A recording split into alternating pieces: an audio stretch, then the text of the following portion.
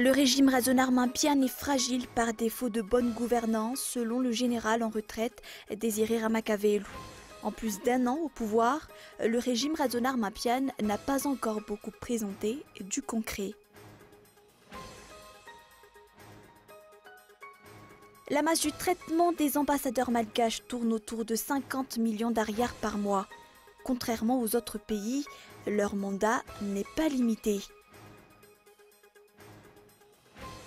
Et au moins 3 personnes ont été tuées et 14 autres blessées hier par l'explosion d'une voiture piégée devant le consulat américain d'Erbil au Kurdistan. L'État islamique a revendiqué l'attentat selon la société de surveillance des sites islamiques qui s'appuie sur un message publié sur Twitter par les djihadistes.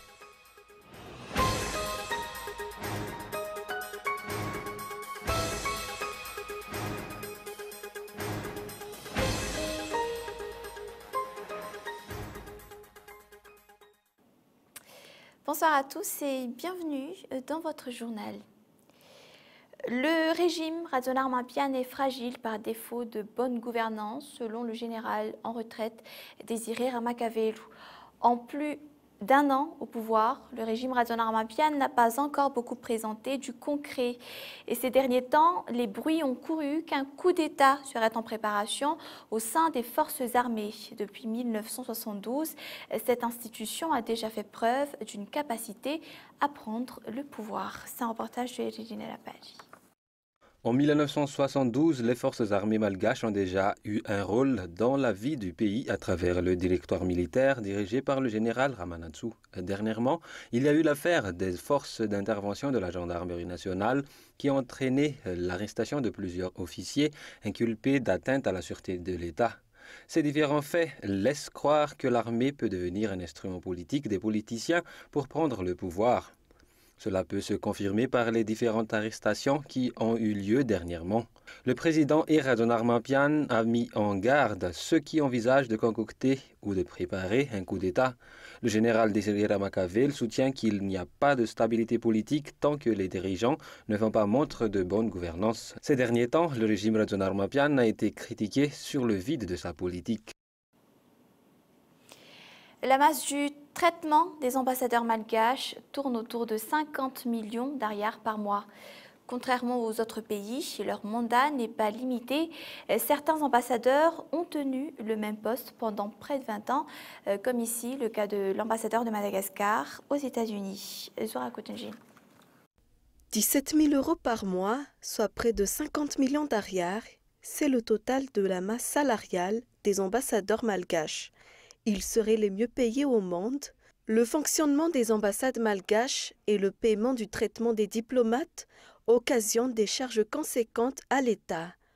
Une grande partie du budget de l'État est affectée à ces dépenses. Ces ambassadeurs sont actuellement mandatés à l'étranger. Il s'agit de l'ambassadeur de Madagascar en Afrique du Sud.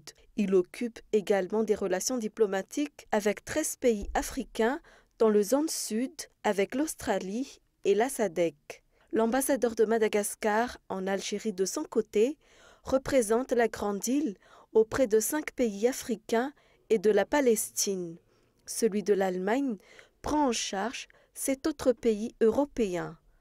L'ambassadeur de Madagascar représente la grande île au Mexique, au Brésil, en Colombie, ainsi qu'auprès de la Banque mondiale et du Fonds monétaire mondial.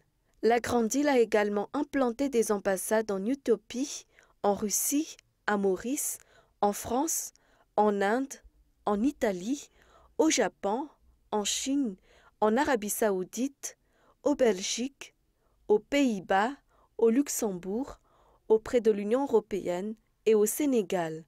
En 2014, 40% du budget de l'État a été affecté au fonctionnement des ambassades malgaches à l'étranger. Ce montant tournait autour de 1200 milliards d'ariars. Si un agent diplomatique touche en moyenne 4 000 $ par mois, un fonctionnaire perçoit en moyenne 400 000 ariars par mois. Le salaire d'un agent diplomatique permet donc de payer le salaire de 30 agents de l'État par mois. Mis à part le salaire, les modalités de nomination des ambassadeurs suscitent également des débats. Si pour les États-Unis, le mandat des ambassadeurs est fixé à 3 ans, À Madagascar, cette durée était limitée. Sinandianarve Razafi, ambassadeur de Madagascar aux États-Unis, a par exemple occupé ce poste depuis 20 ans. Par ailleurs, aucune autre nomination d'ambassadeur n'a été effectuée jusqu'à ce jour. Le remplacement des ambassadeurs figurera-t-il parmi les défis du ministère des Affaires étrangères dans le cadre du délai de 100 jours du gouvernement? Un projet de loi rectifiant les articles 311 et 317 de la loi 2014-020 sur l'élection communale. Tels sont les grands points de la session ordinaire au mois de mai, affirme le président de l'Assemblée nationale, et la loi de finances concernant l'adoption donc des lois sur l'élection communale et la loi de finances 2015 prendront 2 mois. Reportage. Les articles 311 et 317 de la loi 2014-020 sur l'élection communale seront rectifiés. L'article 311 a déjà créé une polémique au sein de l'Assemblée nationale lors de la dernière session extraordinaire. Le président de l'Assemblée nationale, Jean-Max Rakut-Mamoudz, a affirmé que l'amendement à cette loi n'est pas une priorité. Le projet de loi sur la loi des finances 2015 sera priorisé lors de cette réunion au mois de mai. La dernière loi de finances n'a en aucun cas reflété la conviction de l'État à mettre en place la décentralisation effective. Pour cette fois, la mise en place des élections communales sera également mise en avant, affirme le président de l'Assemblée nationale, Jean-Max Rakut-Mamoudz. Prioriser la loi sur les élections communales, pourtant, le budget n'est même pas encore disponible. Qu'en est-il également du cas de la CEI ?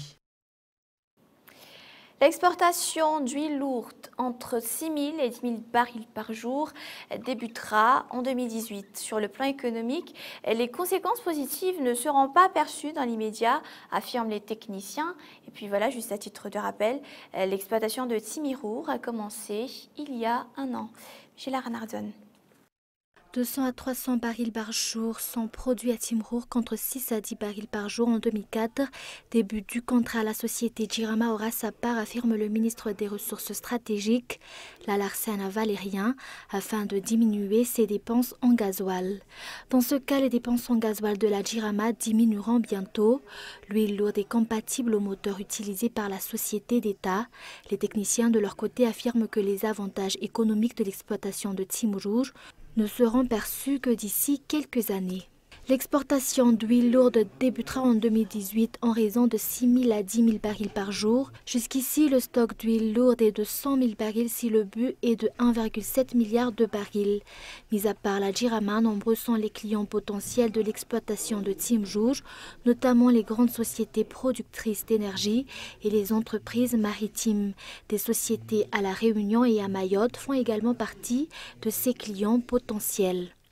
Rappelant que l'utilisation d'huile lourde de Timirour ne nécessite plus l'utilisation de gasoil et de soufre comme l'huile lourde importée. Jusqu'ici, seule la société Madagascar Oil exploite Timirour. L'association VMM, ou Association des femmes malagasy Miramieng, dirigée par Tate Lenjenen Arvel, a offert un poste téléviseur à l'école Notre-Dame du Rosaire à Toumadine afin d'aider les élèves à élargir leurs connaissances. La cérémonie a été suivie d'une porte ouverte pour les parents d'élèves et les enfants qui ont bénéficié d'une séance de partage sur l'éducation des enfants. Des conseils ont été prodigués aux parents qui ont des problèmes de couple et à titre de rappel, le président de l'association Vivav Malagasy Miramieng, Tate Lenjenen Arvel, est encore la marraine des élèves de la promotion de cette année. Dans l'actualité également, la 10e édition des films courts s'est déroulée à Soran dans un cadre festif pour annoncer une édition exceptionnelle cette année. La diffusion des films courts ont marqué la journée d'hier. Par ailleurs, l'ouverture du festival à l'international est un point fort tant pour les organisateurs que pour la jeune génération de cinéastes malagasy. La capitale plongera dans cet univers qu'est le cinéma jusqu'au 25 avril, cérémonie qui sera diffusée sur Cool TV et Cool TV FM à partir de 20h45. Les explications. Et au final, je crois que c'est le plus urgent. Le cinéma est une façon pour une société de se regarder en face, un vecteur de discussion. Le cinéma enregistre le temps. C'est un peu l'un des leitmotifs de cette année.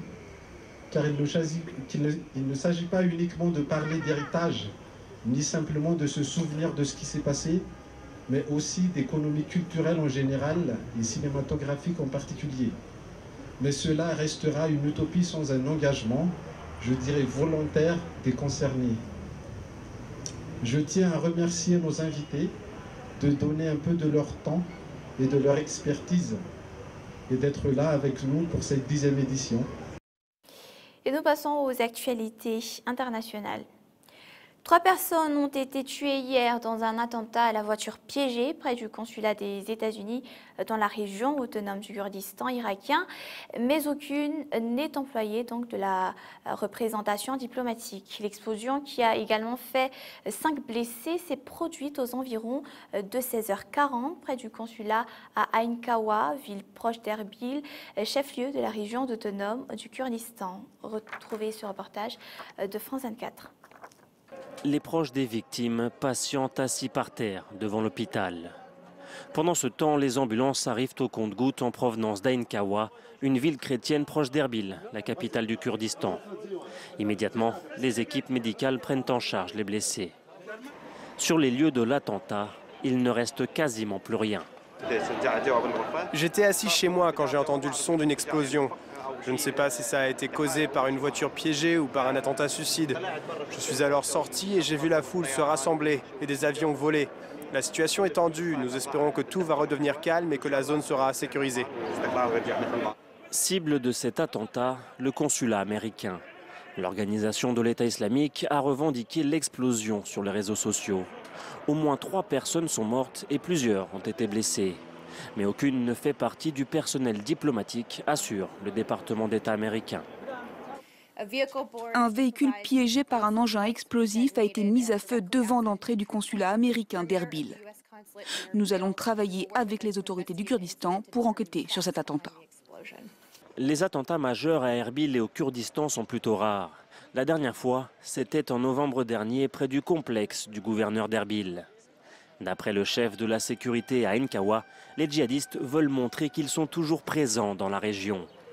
Une région où l'organisation de l'État islamique a été repoussée plus au nord par les Peshmerga, les combattants kurdes, grâce à l'appui des raids aériens de la coalition internationale.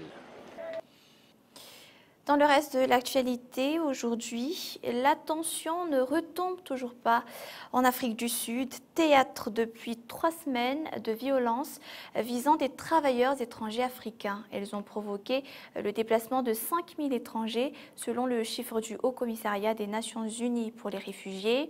Après Durban, c'est Johannesburg que les incidents xénophobes ont été enregistrés. L'ONU, mais aussi les victimes, dont les victimes sont des ressortissants, expriment leurs inquiétudes. France 24. Ils ont fait le plein de nourriture et depuis plusieurs jours, ils restent enfermés dans cet immeuble de Durban.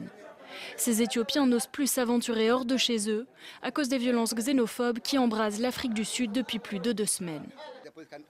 La police ne peut pas me protéger 24 heures sur 24. C'est pour ça que je dis que notre vie est en danger. Oui, voilà, nos vies sont en danger. Nous sommes attaqués. Face à ces attaques, plusieurs pays africains proposent d'évacuer leurs ressortissants. Le Malawi, par exemple, a loué des bus pour 500 de ses citoyens. Pour eux, ils n'ont pas le choix, ils doivent fuir. Dans notre pays, certes, il y a une crise économique, mais au moins nous serons vivants. Si on reste ici, on peut être tué. Je suis heureux car je vais rentrer chez moi, vivant. Ils nous disent de rentrer chez nous. On va le faire, mais ça me rend triste. La majorité des victimes sont d'Afrique subsaharienne. Et dans les pays voisins, la colère monte contre les Sud-Africains. Au Mozambique, des manifestants ont bloqué un poste frontière. Nos frères ont été tués. Mais nous ne voulons pas faire la même chose. Nous demandons juste aux Sud-Africains de ne pas venir ici au Mozambique. Et ceux qui sont ici doivent partir. Au Zimbabwe, les manifestants se sont réunis devant l'ambassade sud-africaine. Leur message est le même que celui de la CEDEAO. Dans un communiqué, le bloc régional de l'Afrique de l'Ouest dénonce le fait que les ressortissants de pays qui se sont sacrifiés pour vaincre l'apartheid sont aujourd'hui assassinés. C'est le moment du rappel des grands points de ce journal ce samedi. Le régime Razon-Armapian est fragile par défaut de bonne gouvernance, selon le général en retraite Désiré Ramakavelu. En plus d'1 an au pouvoir, le régime Razon-Armapian n'a pas encore beaucoup présenté du concret. L'exportation d'huile lourde entre 6 000 et 10 000 barils par jour débutera en 2018. L'exploitation de Timirour a commencé il y a juste 1 an. Et enfin, l'association VMM, ou Association des femmes malagasy méramiennes, dirigée par Tante Hélène Narvel, a offert un poste téléviseur à l'école Notre-Dame du Rosaire à Tomadink afin d'aider les élèves à élargir leurs connaissances. Voilà pour ce point de l'actualité aujourd'hui. Merci de votre fidélité à Cool TV. Puis voilà, on se retrouve la semaine prochaine, même heure, sur Cool TV bien évidemment. Je vous souhaite de passer un bon week-end et une excellente soirée. Au revoir.